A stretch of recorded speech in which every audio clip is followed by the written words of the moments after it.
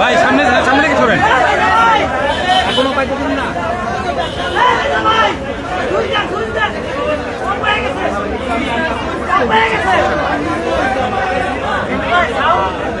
একটু আমি এই সাইডে চলে আসি। হ্যাঁ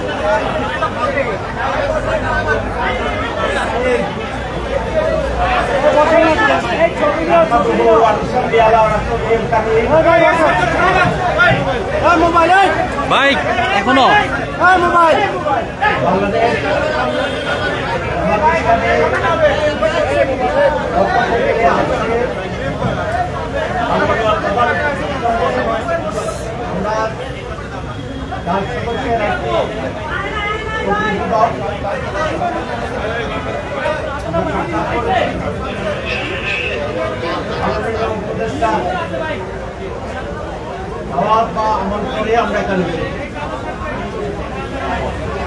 আমাদের এই চারজনীয় আমাদের এই 4 সদস্য এই কমিটিতে বা এই প্রতিনিধি দলে বলেন। হ্যাঁ গোলাম পরোয়ার, আমার ডান পাশে পরে আছে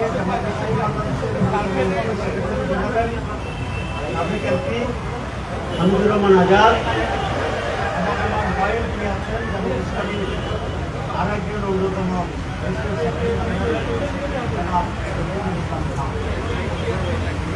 আজকে অত্যন্ত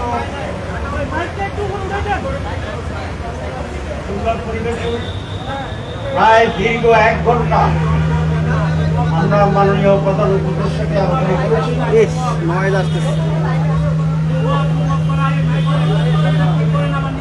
রাষ্ট্রের বাংলাদেশের বর্তমান পরিস্থিতি, আমাদের নির্বাচনের প্রস্তুতি এবং নির্বাচনকে অবাধ ও সুষ্ঠু অংশগ্রহণমূলক করার জন্য কি কি করণীয়, বাংলাদেশের বিরুদ্ধে যে ষড়যন্ত্র, নির্বাচন বানচালের যে ষড়যন্ত্র, এই সকল বিষয়ে আমরা খোলামেলা আলোচনা করেছি। আমরা বলেছি মাননীয় উপদেষ্টাকে যে দীর্ঘ সময় সংগ্রাম, রক্ত এবং জীবন দেওয়ার বিনিময়ে আমরা একটা নতুন বাংলাদেশ পেয়েছিলাম। স্বৈরাচার এবং ফ্যাসিবাদের শুধু পতনই হয়নি, তাদের নায়করা দেশ ত্যাগেও বাধ্য হয়েছে। এদেশের মানুষ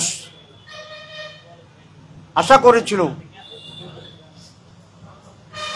এই পরিবর্তনে একটি গুণগত পরিবর্তন আসবে রাজনীতিতে, অর্থনীতিতে, আমাদের রাজনৈতিক কালচারে, নির্বাচনের সর্বত্র আমরা একটা নতুন বাংলাদেশের যাত্রা শুরু করে একটি সমৃদ্ধ বাংলাদেশে আমরা পৌঁছতে পারব।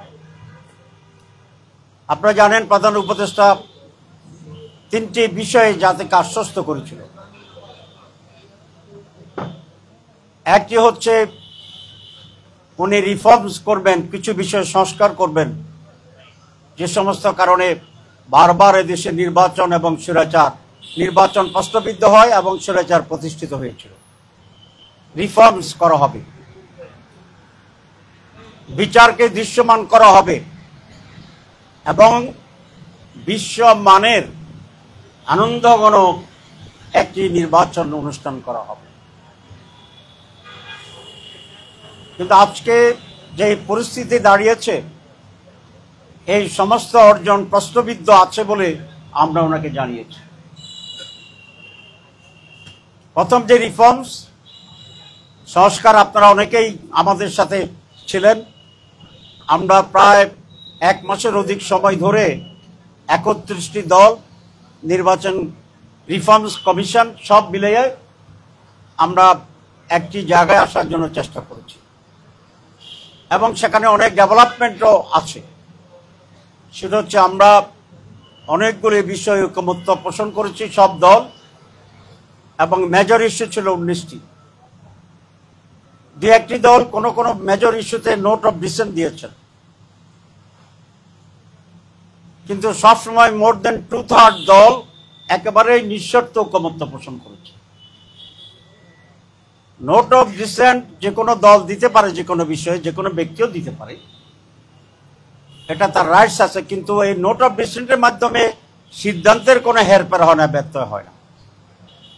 সহজে বোঝার জন্য আমি যেটা বলতে চাই যে হাইকোর্টে 3 বিচারপতির বেঞ্চ হয়, আপনারা জানেন। অনেক সময় 2 বিচারপতি যদি একমত হয় সেটা রায় হিসাবে বিবেচিত হয়, আর যিনি ভিন্নমত পোষণ করেন উনি নোট অফ ডিসেন্ট দিতে পারেন ফর রেকর্ড অনলি। এই জন্য যে 19টা বিষয়ে with some note of dissent আমরা একমত হয়েছি, এগুলাকে আমরা মনে করি যে ঐকমত্য পোষণের ক্ষেত্রে একটি উল্লেখযোগ্য অগ্রগতি।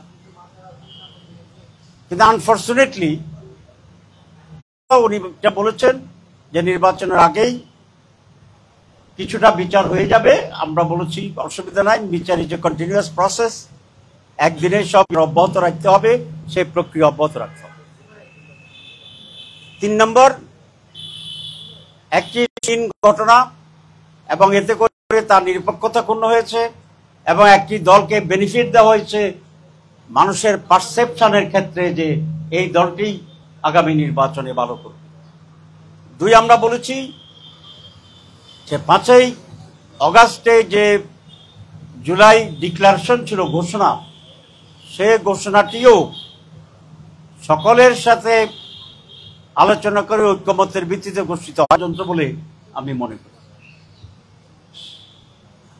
কারণ হচ্ছে ইলেকশন হচ্ছে একটা পারসেপশনের ব্যাপার। এখন উনি আজকে আমাদের সাথে বলেছে জুলাই চার্টার এটা ওনারের সাবজেক্ট এবং এটা হইতে হবে, কিন্তু এটা অর্জন না করে নির্বাচনের ট্রেন ছেড়ে দেওয়াটা এক ধরনের আমি কি বলবো, এক ধরনের ভুল সিদ্ধান্ত। কারণ একটা দল যেভাবে চেয়েছে সেভাবে হয়েছে, তারা নির্বাচন দিয়ে গেছে, আর বাকি সকল মেজর দল কিন্তু আমরা এই বিষয়ে এক আছি যে জুলাই সনদের বাস্তবায়ন করতে হবে। শুধু আমরা এর জন্য লড়াই করছি, দাবি করছি, আর একটি দল এটা ছাড়াই এগিয়ে যাচ্ছে। এখানে একটা বৈষম্য তৈরি হয়েছে, কারণ একটি দলকে অফেন্সিভ রাখা হয়েছে আর আমাদেরকে ডিফেন্সে দিয়ে দেওয়া হয়েছে। আমি এটা ওনাকে বলেছি, এখানে লেভেল প্লেইং ফিল্ডের যে ইস্যুটি এটা ক্ষুণ্ণ হয়েছে এবং এটা আপনাকে ঠিক করতে হবে, নির্বাচনের আগেই ঠিক করতে হবে। আমরা পিআরের ব্যাপারে কথা বলেছি। এখন 31টি দল যারা আমরা নির্বাচন কমিশনে, আমরা যারা ঐকমত্য কমিশনে রিফর্মসে ছিলাম, এর ভিতরে 25টি দল পিআর চায়। যেমন বামপন্থী দলগুলো পিআর চায়, ইসলামী দলগুলো পিআর চায়, তার বাইরেও যে সমস্ত দল আছে, যেমন নূরের দল আছে, এবি পার্টি আছে, আমাদের রাষ্ট্র সংস্কার আন্দোলন আছে, এরা সকলে পিআর চায়। সুতরাং আমরা বলেছি পিআর এদেশের মেজরিটি রাজনৈতিক দল চাচ্ছে, যারা মেজরিটি মানুষকে প্রতিনিধিত্ব করে। আমাদের মাঝে একটু ডিফারেন্স হচ্ছে অনেক দল আপার হাউসে পিআর চায়, আর আমরা এবং আরো কয়েকটি দল আমরা পুরাটাই পিআর চাই, আপার হাউস লোয়ার হাউস, এখানে পার্থক্য, কিন্তু পিআর সকলে আমরা চাচ্ছি। সুতরাং আমরা বলেছি অধিকাংশ দল যেহেতু পিআর চায় এই একটি কারণে, আর গত নির্বাচনগুলো যে ভোট ডাকাতি, কেন্দ্রে না আসার দিতে যাওয়া, মানে কালো টাকার প্রভাব, দিনের ভোট রাতে হয়ে যাওয়া, এই সকল অভিজ্ঞতায় আমরা মনে করি একটি নতুন সিস্টেমে নির্বাচন দরকার। না হলে আগের মতোই কেন্দ্র দখল হতে থাকবে, আগের মতোই কেন্দ্র দখলে নির্বাচনের পরে আবার আন্দোলন হতে থাকবে। সুতরাং এটাকে থামানোর জন্য একটি নতুন পদ্ধতি, যেটার ব্যাপারে কেন্দ্র দখল হবে না, কালো টাকার বিষয় হবে না, জোর জবরদস্তি হবে না। আমরা বলেছি যে এই বিষয়ে যেহেতু একটা নতুন প্রস্তাব, আপনাকে আলোচনা করতে হবে, ইলেকশন কমিশনকে আলোচনা করতে হবে, কারণ 2টি পদ্ধতি এখন, একটা হচ্ছে সনাতন পদ্ধতি ট্র্যাডিশনাল যেটা আমরা করছি, আর একটা আমরা পিআর পদ্ধতি। তো 2টা পদ্ধতি মাঠে আছে, তাহলে এটা নিয়ে তো আলোচনা হইতে হবে, এটা নিয়ে তো একটা ঐকমত্য হইতে হবে, বা এটা নিয়ে একটা সিদ্ধান্ত হইতে হবে। এখন আমরা মেজরিটি লোক পিআর চাই, আমাদেরকে অবজ্ঞা করে কোনো একটি দলের চাপে বা দাবিতে একই ট্রেডিশনে নির্বাচনী ট্রেন যদি চলে যায়, আমরা তো এই দলগুলোর জন্য নির্বাচনে যাওয়াটা একটু সংকুচিত হয়ে যাবে, প্রশ্নবোধক হয়ে যাবে। আমরা ট্রেন মিসও তো করে ফেলতে পারি, যেহেতু ট্রেন ছাড়ে দিয়েছে আমাদের প্রস্তুতির আগে। তো আমরা বলছি তাহলে তো নির্বাচন প্রশ্নবিদ্ধ হবে। এই নির্বাচন যদি আপনি এইভাবেই করেন যেভাবে আছে, তাহলে আপনার প্রশ্নবিদ্ধ হয়ে যাবে। আমরা নির্বাচন চাই ফেব্রুয়ারিতে, কিন্তু এইসব প্রশ্নগুলো আর সকলে মিলে একটা সমাধান করতে হবে এবং সকলের সন্তুষ্টি এবং সম্মতি এবং অংশগ্রহণের মাধ্যমেই নির্ধারিত সময়ে একটি সুষ্ঠু, অবাধ, উৎসবমুখর নির্বাচনের ব্যবস্থা করতে হবে। আমরা আরো আশঙ্কার কথা বলছি। আমরা এটা বলেছি যে এখন পরিস্থিতি যেটা দেখা যাচ্ছে, যেমন নুরুর উপরে যেভাবে হামলা হইল, আমাদের ফসল, তার আন্দোলনের ফসলেই তো এই সরকার, তার আন্দোলনের ফসলেই তো নতুন বাংলাদেশ। দ্বিতীয় স্বাধীনতা যুদ্ধের অন্যতম সে নায়ক, তাকে পুলিশ অ্যাক্সিডেন্টালি একটা বাড়ি ফলে গেল, সেটা ভিন্ন কথা। লক্ষ্য করে যেভাবে হামলা করেছে, এটা তো ন্যাক্কারজনক বললে কাবার হয় না, দুঃখজনক বললে কাবার হয় না, অপ্রত্যাশিত বললে তো একেবারেই কাবার হয় না। এটার জন্য নতুন শব্দ আবিষ্কার করে এটাকে নিন্দা করতে হবে। এত বাজে একটা ঘটনা করছে সরকার। আমরা এটা অফিসিয়ালি নিন্দা করি, দুঃখবোধ করি এবং এটার যথাযথ বিচার বিভাগীয় তন্ত্র শুরু করে কঠিনভাবে দোষীদের শাস্তির ব্যবস্থা করতে হবে। আমরা শেষ করি নাই, ধৈর্য একটু থাকলে ভালো হয়। আমরা এজন্য বলছি যে এই যে লক্ষণটি, যে নির্বাচন হওয়ার ক্ষেত্রে আগেই পরিস্থিতি ঘোলাটে হচ্ছে। আপনারা কোনো কোনো দলের লোকদের বক্তব্য দেবেন, কলজা ছেড়ে ফেলবে, জিব্বা কাটিয়ে ফেলবে। তারপরে এখন তো লোকেরা ভয় পেতেছে যে জিব্বা তো একটাই, দুইটা হইলে না একটা কাটলে আর একটা থাকে, কিন্তু একটা যে জিব্বা হিটা কাটিয়ে ফেললে এখন বেচারা তো খাইতেও পারবে না, কথা কইতেও পারবে না। আমরা আজকে বলে আসছি ওনাকে যে আপনার এই দেশে এরকম কথা হয়, পরিচিত লোকের কথা বলে আপনি তো কিছু করছেন না। আপনি বলবেন যে সব ঠিক হয়ে যাবে, ভোটের দিন দেখবেন যে সব দখল হয়ে গেছে, তখন রাতে আপনি একটা বিবৃতি দিবেন, দুঃখ প্রকাশ করে যে আমি নির্বাচন চাই নাই। এতে কোনো সমস্যার সমাধান হবে না। কথা পরিষ্কার। সুবিলন সাহেব বক্তৃতায় সবসময় বলতো কথা পরিষ্কার, ঠিক আছে? আমাদের কথা খুব পরিষ্কার যে সুষ্ঠু, অবাধ নির্বাচনের জন্য এখনো অনেক সময় বাকি আছে। সঠিক সিদ্ধান্ত নিতে হবে। প্রত্যেকটি রাজনৈতিক দল তার কর্মীদের দায়িত্ব নিতে হবে। অনেকে বলে কর্মীরা কথা শুনে না, শুনলে তাহলে বাদ দেন। যে কথা, আরো কথা আছে, আজকে সব বলবো না, কিন্তু প্রত্যেকটি দল তার দায়িত্ব নিতে হবে। আমরা বলেছি যে আগে এক দল বাস স্ট্যান্ড দখলে নিছে, এখন আরেক দল বাস স্ট্যান্ড দখল করছে। দল বলল না, একটা গ্রুপ। দল বলে তো পুরো দল বুঝায়।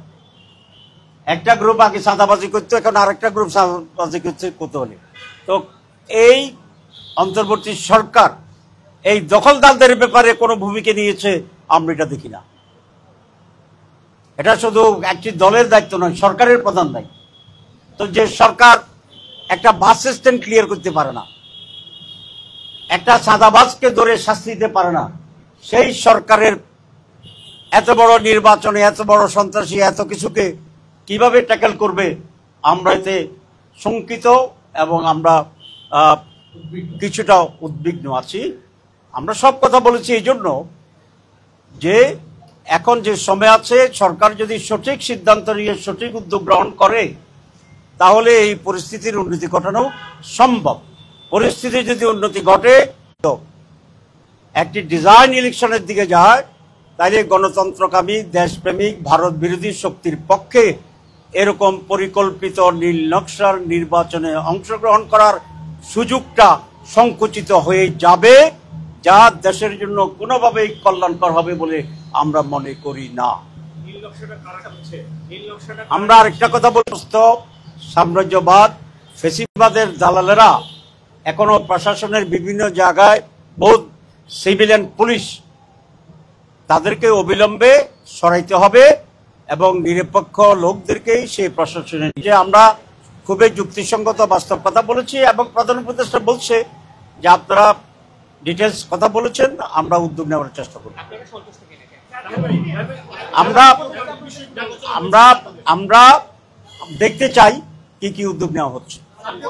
গভীরে তাদেরকে বের করা উচিত এবং সেখানে রুটে গিয়ে যারা যারা দোষী তাদের কঠোর ব্যবস্থা নেওয়া দরকার। 2 নম্বর, আমরা বলেছি যে আওয়ামী লীগের সহযোগী হিসাবে জাতীয় পার্টি কাজ করেছে, সুতরাং আওয়ামী লীগকে আমরা যেভাবে আপনারা পরিস্থিতি নিয়ে মত বিনিময় করা, এই জন্যই আলোচনা।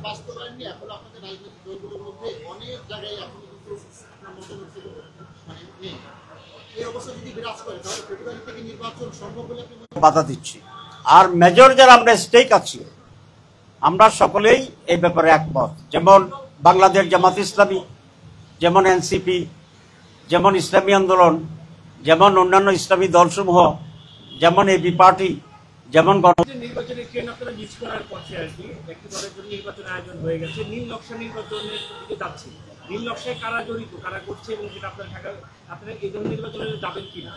জি, নীল নকশা তো যারা করে তাদেরকে সবসময় সম্মুখে দেখা যায় না।